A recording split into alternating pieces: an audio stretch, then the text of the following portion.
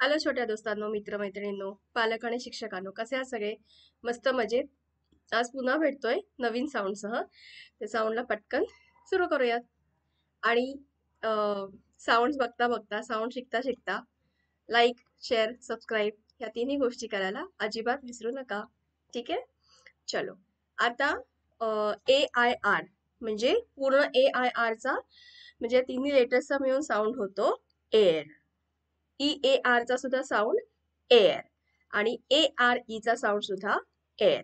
आता इथे ARE मध्ये प्रश्न पडू शकतो की you are my friend, you are my sister असा आपण वापरतो, पण तो आपल्या ग्रामरचा भाग झाला, इंग्लिश ग्रामरचा भाग झाला. बरोबर.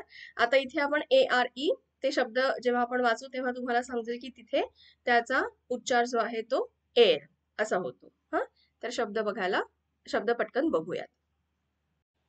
AIR air. पहिला शब्द एअरच आहे. एअर म्हणजे हवा. HAIR ह एअर हेअर. CHAIR च एअर चेअर. PAIR प air pair. STAIRS stairs stairs. आणि FAIRY एरी फेरी. फेरी म्हणजे काय? सगळ्यांना आवडते, हो की नाही? नाव नाही सांगणार आहे मी, मराठीत तुम्ही शोधून काढा. ठीक आहे? ओके.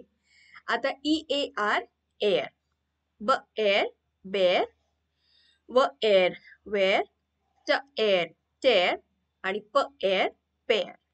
ठीक आहे? आणखीन पुढचे शब्द बघूया. ARE जसं मी म्हटलं की ह्याचा पण साऊंड एअर असाच होतो. एअर स्टेअर म्हणजे एखाद्याकडे बघणे.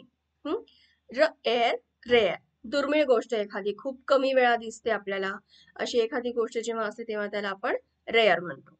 Square square. ड एअर डेअर म्हणजे धाडस. ठीक आहे? आज थांबूया इकडेच. पुढच्या वेळेला नवीन लेटर्स, नवीन साऊंडसह, नवीन शब्दांसह पुन्हा भेटूयात. Bye bye.